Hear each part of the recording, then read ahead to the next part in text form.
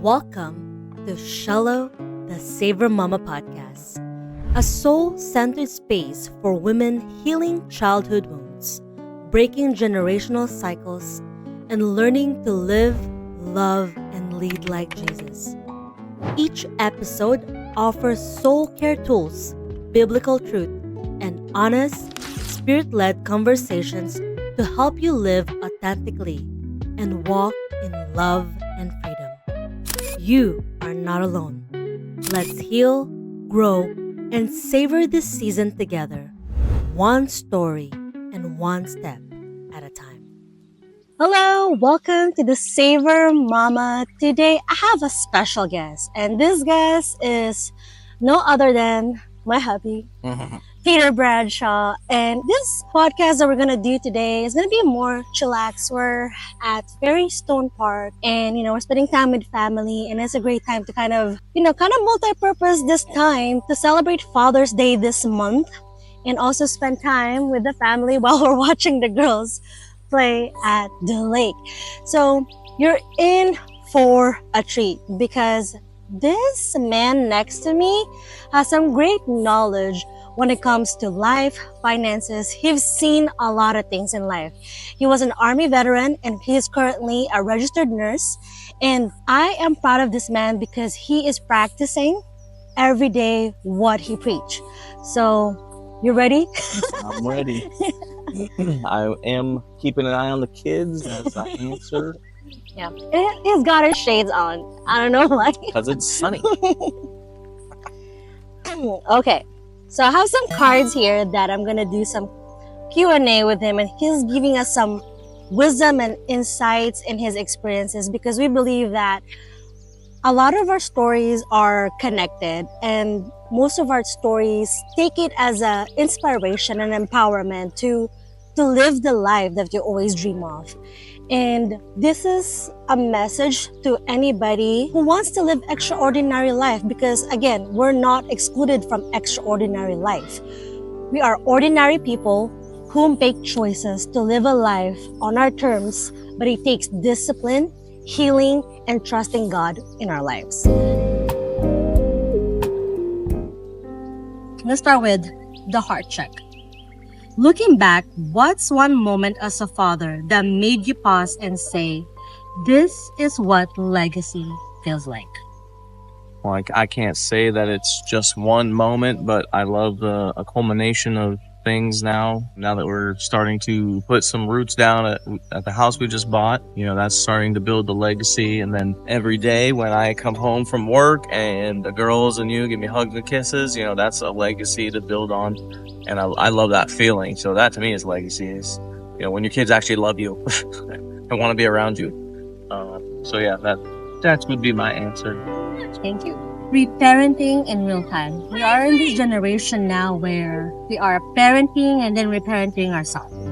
Can you share one way you've had to reparent yourself while learning how to parent our daughters? What has been hard and what has been healing? Well, as you grow up, you learn things from whoever's raising you. And there was one thing that I learned and noticed that I was doing, which was like raising my voice a lot for no apparent reason. And we found a program called, I think it's Big Kids Little Feelings, something like that. But we went through that program and tried to reparent ourselves in certain ways. Like me, I don't want to raise my voice anymore for no reason at all. My thing is like, oh, danger. Okay, then raise your voice. But don't be just yelling at kids for no reason. So that was, I think it's been 4 years now since we did that program. And that was a relearning, reparenting for me to go through that. And it feels good to not have to rely on old habits. Yeah. And I also love the fact that you read that book by Meg Meeker. Oh, yeah. Strong Fathers, Strong Daughters. Yeah. Okay. So before she was even pregnant, God told me that we would only have girls in a vision. I saw only girls in my future. And so I bought this book called Strong Fathers, Strong Daughters by Dr. Meg Meeker. Actually, I'd heard about it before from Dave Ramsey when I was listening to him and things like that. And so I read that book. We didn't know what the girls were going to be when she was pregnant. We didn't do the ultrasound at all. No. So when we have all 3 girls now. We left it as a surprise. We didn't do the whole boy or girl. Yeah, it was a surprise. We kind of like, it's a surprise for us. But yeah, that's one thing that I loved. That book was amazing, and it's helped me to know as a father, having girls, like things I need to do as a dad in order for them to grow up confident, secure, things like that. Yeah, especially I've been reading this book, and it's so important for any child, doesn't matter boy or girl, the affirmation from a father. So that's great. Yeah. Families were, single parent families are really tough. So having a father in the household really helps a lot. All right. Okay, not that one. All right. Peace versus pressure. How would you define peace in this season of our lives? And how do you protect that peace as a husband, father, and a provider? So peace for me and us right now is, first of all, being debt free, manage our income and outgo and manage the household that way. And we started that before we were married. I was going through it. You went through it eventually, but becoming debt free. And that's like the ultimate peace, right? Is not having all these bills to pay all the time and worrying about where your money's going to go and can you put food on the table. How about as a father and a provider? It'd be the same. Well, same thing. Like as a man in this world, usually you're looked at like to be the breadwinner, right? And if our roles were reversed and you had my job, then you'd be the breadwinner and I would stay at home. But, as a man, I feel that, in society, and it's not like I live by that, viewpoint, but it's just nice knowing like we're safe. Yeah, that's true. And that's one of the great things about you too, is that you have guided us through that financial piece. Okay, the next question, let's see. Okay, since we're talking about that, let's go in this question. Breaking norms. How do you feel knowing we've chosen a life that doesn't always make sense to others, living below our means, traveling light, homeschooling, and building from scratch?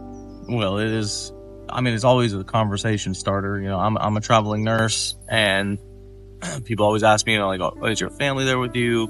And so traveling light, we lived in an RV for 3 years. We had everything we owned in the RV. It's definitely, we were out of the norm, right? And then we're debt free, besides the mortgage, of course. It would be nice to have that mortgage paid off. Yeah. But yeah, it's always conversation starters. And people love hearing about our story, about how we became debt free, why do we travel, how do we go from California all the way out to Virginia, and how is it living in an RV with 3 kids? I think it was the best thing. It was awesome. It was a great change. It was nice. We saw a lot more. We got out. We're not living in the desert anymore. Like, look at this beautiful scenery. We're just here chatting with you. And I think that's the freedom that it was like the choice that we made. Yeah, we got to make that choice. A lot of people are stuck because they work at a grocery store packing groceries. And not a bad thing. Not a wrong thing. Nothing wrong with that. If they love it and they, love to be where they're at and they're comfortable, and that's fine. I can move around with my job, and other people can too. But we do need things like that. We need infrastructure, and I'm not knocking it down, but we have the ability to move. Would you say though, like, I think a lot of people think is that, oh, they're just being, it's in their DNA, or they have the next step. But would you say, whoever's watching this, would you say and affirm them that financial skill, being debt free, is a skill, not something that you just get from? You choose to do. Rich people can become broke because they just mortgage and get loans on everything. So it is a skill to become debt free and stay out of debt. Anyone can do it. Yes. And we're a testimony of that. We're not from a family who's very financially, smart. I came out of the military $75,000 in debt and in school and didn't make any income. And I started there. And that's where I started to tithe and give and do Dave Ramsey baby steps 1 through 7. And it was hard for sure because I wasn't making any money. But I went out and got an extra job. I went out and did everything I could to get out of that mess. And since we're talking about it, what has being debt-free taught you, not just about money, but about manhood, faith, and freedom? Well, it's taught me a lot about patience and waiting for things to come around, or, where you make a plan and stick to it and get there on your own. Not on your own, but, like you make that plan and get there. Patience to get out of debt took a long time. Patience in your lives when you have a speed bump and you're like yelling at God, like, why is this happening to me? I should be there now, right? So it teaches a lot of patience, and just stay to the path and live like Jesus and live it Bible's way. Like, would you say our generation needs more the whole delayed gratification mentality? 100%. I mean, this whole instant gratification is the demise of our society. we all know this is insane. Yeah. And I think, why don't you like invite them to what we're doing in the next couple? Like, we're recording right now. It's June 3rd right now, Yeah, but we're Tuesday, pre-recording June this. 3rd. But on June 8th, your stuff. Yeah, Sunday we bought a program to fully, give to 100 people through the church, Financial Peace University. It's like $100 program, but we want to be a coordinator through it and help other families through it. And we still have like 88 left to give out because there's not much interest currently in our area. But we're starting now. We did it all virtual. It starts Sunday night. So if you want to join, we'll provide the link. And, it'll be in the show notes. It'll be in the description notes. I'll give you the link down there if you want to. It'll be good until November, so feel free if this is resonating with you. Yeah, we'll do it again, but it's 9 weeks. Financial Peace University, Dave Ramsey thing. Watch the video before you show up, and we'll do Zoom at 7 o'clock Sunday to do Q&A. Can you just tell them why are we so passionate about this? Even as a father, why are you so passionate about helping people to be, financially freedom and be confident in their money? Because it's all about behaviors. It's 80% behavior, 20% head knowledge. Like, yeah, I can do math, but can you actually make the math work? Can you get out of the hole you dug yourself? And also, yes, you can. And I think it's also plus a lot of people like to look at other people's life instead of looking within. Right. Mm-hmm. Yeah. Know yourself. Know your money. Another Rachel Cruz book. But you got to change your behaviors. Before you can get out of debt and stop doing the same dumb stuff you've been doing, you have to change what you're doing. Make a budget and stick to it. Because we all love to go out and eat, but if you can't afford it, you need to make the behavior change.